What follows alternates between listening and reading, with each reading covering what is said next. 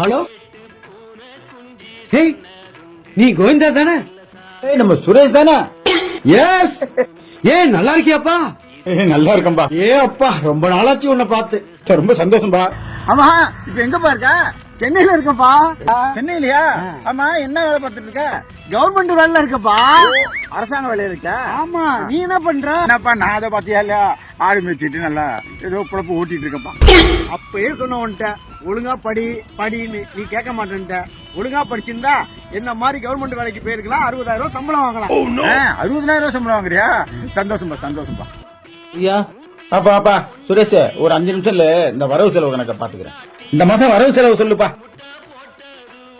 ஆடு வித்தது 6 லட்சம், 6 லட்சம், மந்தை போட்டது 2.5 லட்சம், 2.5, செலவெல்லாம் போக 2,60,000 லாபம். 2,60,000 லாபமா?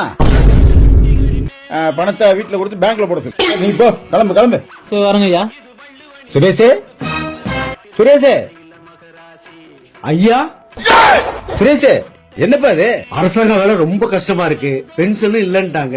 அதனால இன்னையில இருந்து ஐயாட்ட அசிஸ்டண்டா வேலைக்கு சேர்ந்துக்கிறேன். அப்படியா? சரி, இந்த கம்பு பிடி, போய் அந்த மந்தையை பாரு. டேய், டேய், டேய்.